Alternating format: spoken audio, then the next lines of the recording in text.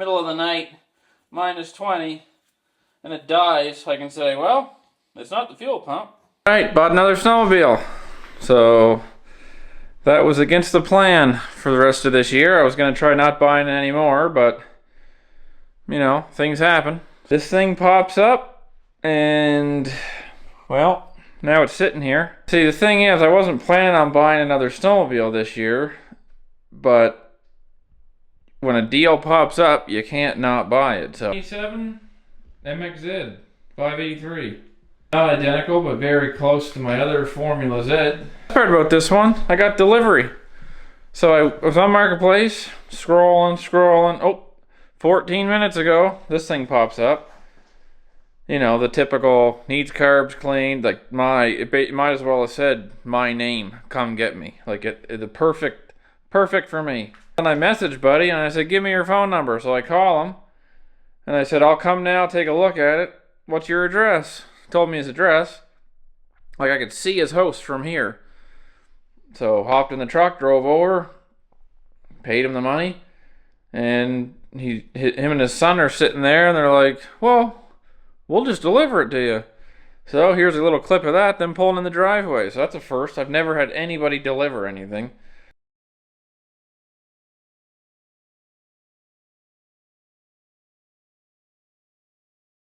The plan with this thing, I'm just gonna go through it, do my usual, you know, fuel lines, clean the carbs. Like, they delivered it, the son rode it over, so it does run and drive. I took it around the yard. It's got issues, but not major ones. We're gonna do a compression test and find out. But anyway, I'll get into it here. Just do my usual little fuel lines, new gas. I already put clots in it for the 2-stroke oil. It's the only stuff I use and everything. I'll put a quart of that in my diesel truck. I put it in everything. So I got the clots in her already. I gotta drain the fuel, clean the carbs, blah, blah, blah. But this thing here, she's pretty sweet. I'm not getting into the details. There's differences between this one and my other one. All you need to know, this one's yellow, the other one's purple. She's got 4908 kilometers. Things that are wrong with it. Tail light. She's got a tuck tape tail light on her. The track's good, but it's not a big lug one. Like it's a nice track, but it's not like an aggressive one. Seat's ripped, but it's, you know, what, 30 years old? This should have a gas cap with the gauge in it because there's nothing up here, so it would have that little dial, but they said they lost it or whatever, so I got this one. Everything here is good. Shield's in good shape, aside from where it broke. Crack right here. She's a little loose. I did put the polish to this last night when I got it home. I should have put the camera on, but I said whatever, I'll just polish it up. So the cab is actually in really good shape, aside from right here. She's got a little bit of a... These are in good shape, needs carbides. And yeah, here, she's definitely seen something. She went up alongside something on this side, but that'll open her up. Everything under here looks pretty good. Airbox had like tape all the way around it. It's like a 2-piece airbox, so I'll have to replace that tape with something. Tabs. When I got it, it was all like wire. I just put these zip ties on it. I'll have to trim those, but the one over that side, they're all broke off. So I might just put a new windshield in it. It is what it is. It's yellow. Everything on it's yellow. Supposed to have all these, like, whatever, little wire mesh or whatever, and all these holes. This one's missing, so don't think I'm gonna rush out and buy that, but if I ever see a parts machine or see one of those laying on the side of the road, I'll grab it. By the way, this thing was a really good deal. And I think it's just the way I buy stuff. Like, I'm never actively looking to buy anything. Like, I'm always actively looking, but I'm never actively looking for like a specific thing, I guess. Like the guy that goes out and says, I need a 97 MXZ 583. Well, you're overpaying for it. But if you're a guy like me and you're like, oh, you know, if a deal pops up on a snowmobile and it's something I like, I'll go buy it and fix it. And so you kind of just have to always be looking, but not jumping at the exact one you want. Just kind of have your options open. Like this could just as easily be a Polaris blah blah blah or an Arctic Cat, whatever, sitting here. If Buddy posted, if he had an Arctic Cat and it was just as good of a deal as this was, I would have still bought it. I just happened to get this one, I guess is what I'm saying. It's like this little bike. I wasn't looking for one of those, but there it is. Same with that snowmobile. I was kind of looking for that. Yeah, bad example. That bike, good example. And another reason that it works out, like I got an Enticer 340, which is like a little snowmobile, and then I got the Formula Z 583, which is a bigger snowmobile. Well, if me and somebody else in the family want to go snowmobiling, an Enticer and a bigger sled, you can do it, but it's kind of awkward. Like it's like two different styles and speeds of riding, whereas now I have this and the other one, which is literally identical. We can use it. Alright, first thing I'm doing is a compression test. See if we're wasting our time here.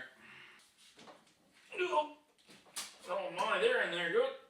I can't find my spark plug socket for the impact. So it's probably the universe telling me not to use an impact on the spark plug. Oh, found one.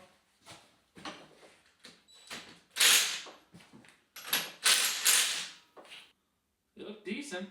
Hoping for at least like 40 psi here.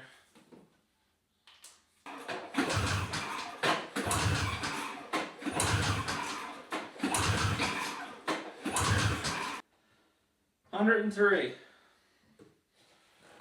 That's not that high.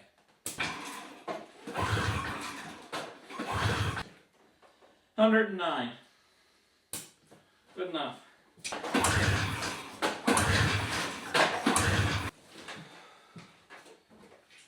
$116. We'll go with that. I just have to pull it over like a man. Take these carbs off, I think.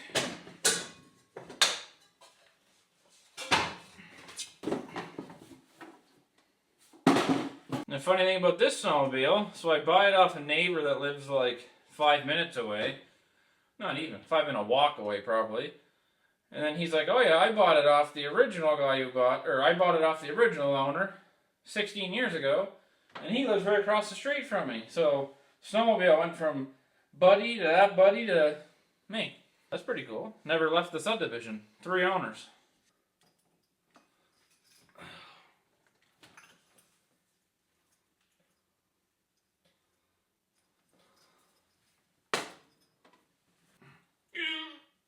Man.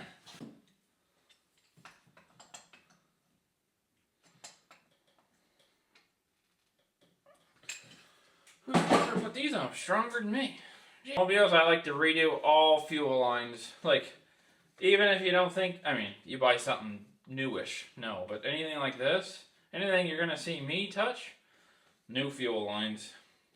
It ain't worth it. It ain't worth limping along old fuel lines when you can replace them for, what, 10 bucks? Okay. One thing I do like, though, is this thing seems relatively untouched.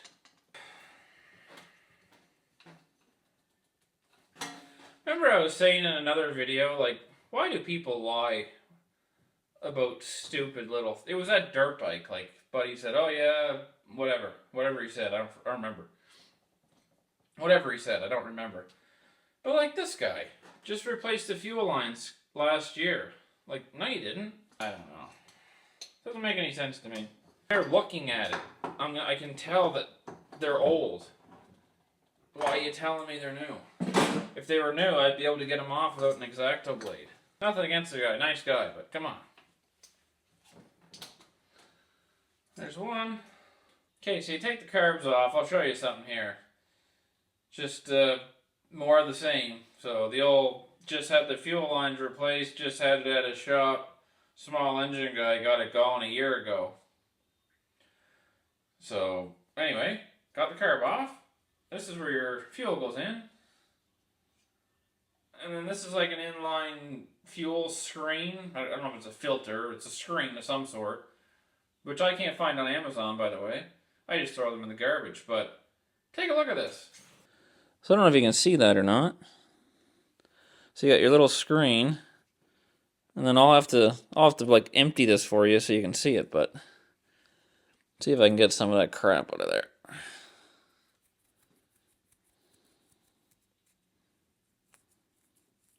Can you see that? That's not a carb that was clean last year.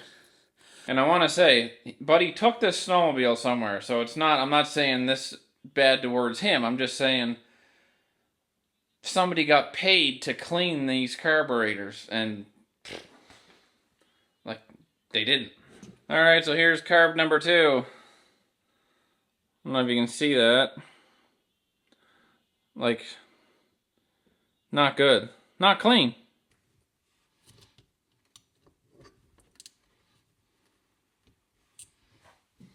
Oh my. Yeah.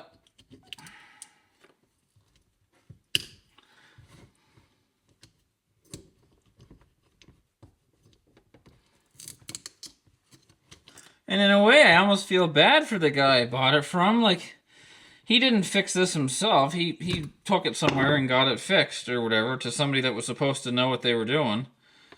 And like, you know, he might have got it fixed last year, and this year fired it up and said, like, oh my god, this snowmobile. Like, get rid of it. Like, it's a shame. And the sad part is he probably paid the guy to fix it about half of what I paid to just buy the whole thing. Like, it's just crazy.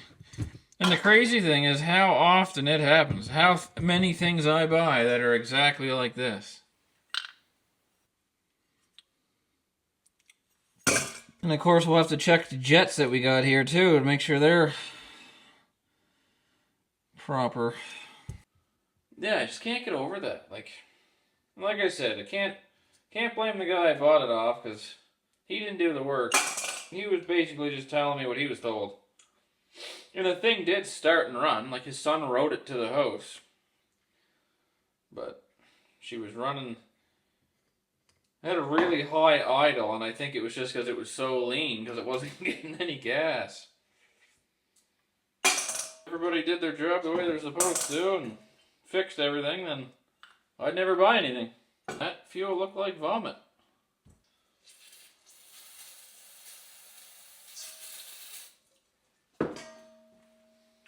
And let's face it, I'm not going to clean it perfect, but I'm going to make it better.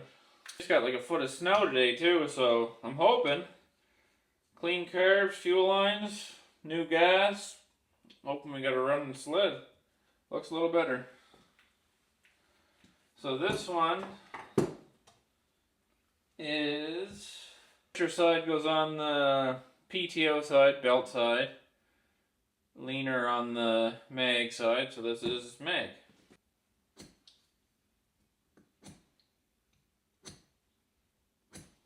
Meg, I'm just going to check the setting on these needles here. If they're not where I want them, I can change them now.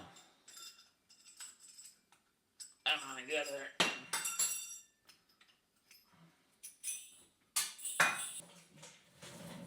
One good thing about buying the same snowmobile, you already know all the problems before you even start. Yep, she's on the 3rd setting, so we're going to go ahead and drop that to the 2nd.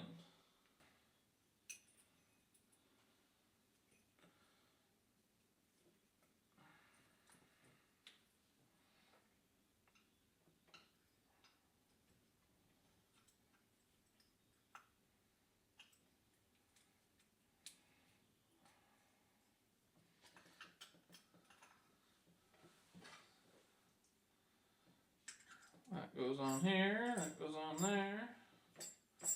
Come on, get on there. There you go. Alright, there's one. If you're wondering what I'm doing, these things come a little rich from the factory. So I'm dropping this needle down, lean it out a little bit. Same as the pilot jet. I put a leaner pilot jet in. It fixed the other one, so I can't see it hurting this one. There you go. Today I'm going to replace all the fuel lines. I've already done both overflow lines on both carbs. Carbs are rebuilt-ish. They're clean. They're clean-ish. But now I'm going to do fuel lines, so I don't have to worry about those. So these ones are the primer lines.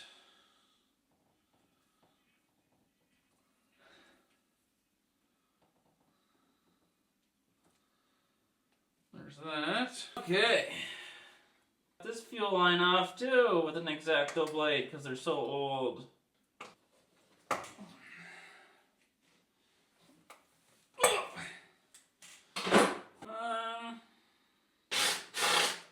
I'm in that position now. Do I rebuild the fuel pump while it's right there, or do I not? I think I should rebuild it. Holy poop! Against my better judgment, I think I'm just going to cut it.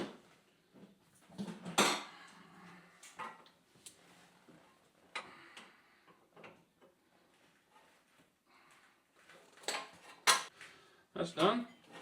Here's your fuel pump. So, let me get that apart and rebuilt, I guess. I'm sure this is fine, but I got a rebuild kit right there. This thing's been sitting forever, so by now I kind of know better. Just do it. Join me while I rebuild this and have no idea what I'm doing. That way when I ride this middle of the night, -20, and it dies, I can say, well, it's not the fuel pump. Good enough. So it's gasket, plastic thing, gasket, plastic thing, gasket. The other day I was wondering if I did the fuel pump or replaced it or rebuilt it or whatever on my other snowmobile. Definitely didn't. This is a pain and I wouldn't forget it. Hopefully I put it together right. If not, we'll know. So this is the pulse line. I don't know if it's special or not, but I always just use braided fuel line like this, and I haven't had a problem yet. Okay.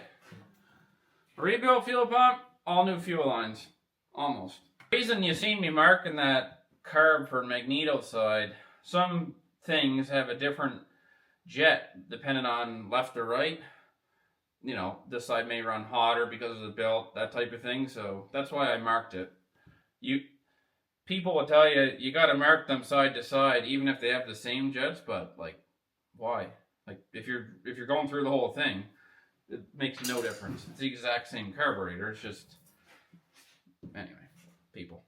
This stuff's pretty easy, like, I am not a small engine mechanic. I just like playing around with stuff, and... Well, it's not that difficult. If you just dive in, you'll figure it out. So these are the new primer lines. So I guess the idle you set from this side with that open, what, 2 millimeters. Alright, do this side now. Something like that. No.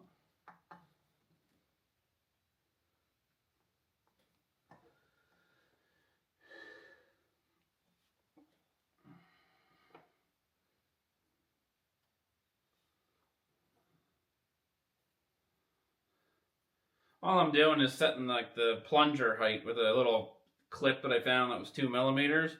Screw the idle in until that goes in. Little slide that in until it goes in, basically. All right, I'll show you what I've done because you probably didn't see a whole lot of that. So fuel pumps under the carbs, that's rebuilt.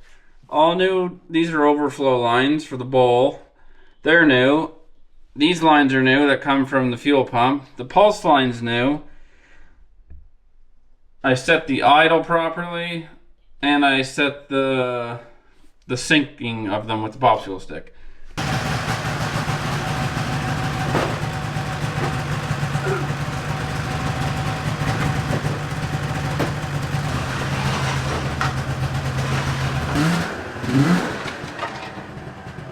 It's running. Minus 30.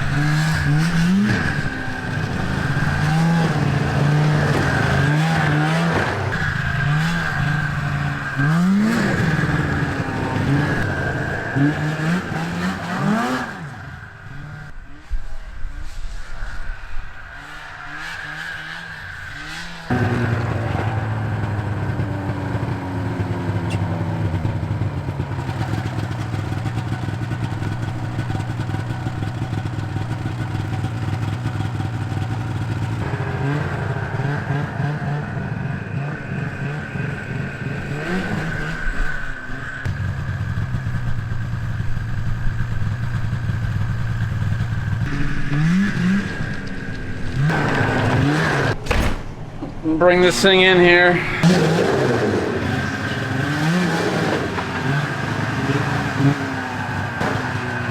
Oh, runs pretty good. I just topped the coolant up in it because it was low a little.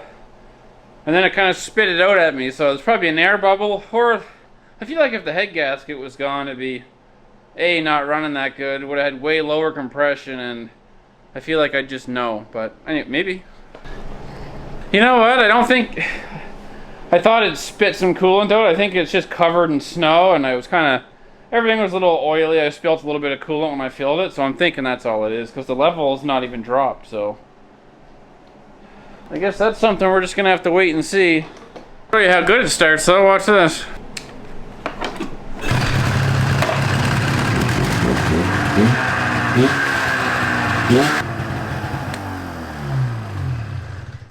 Alright, thanks for watching.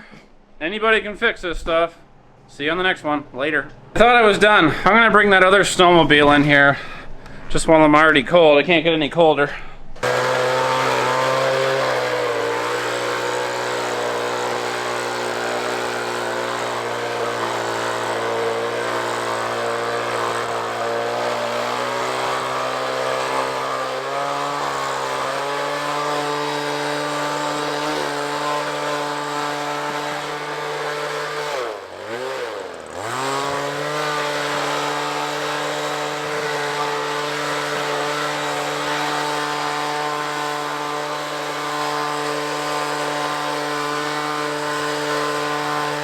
Man, this one's buried.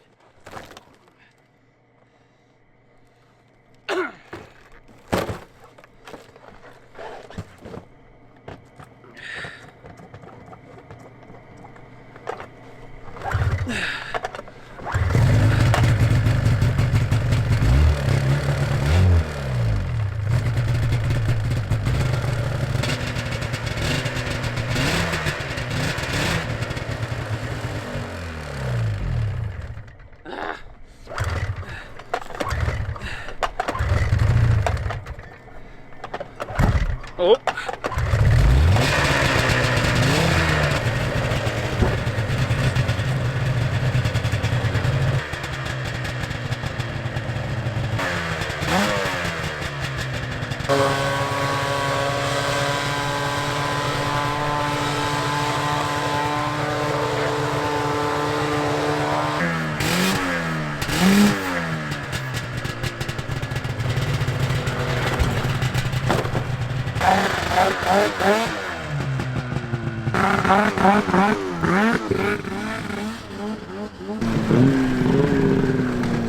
Man, it's cold. Alright, now I'm done. See you on the next one. Later.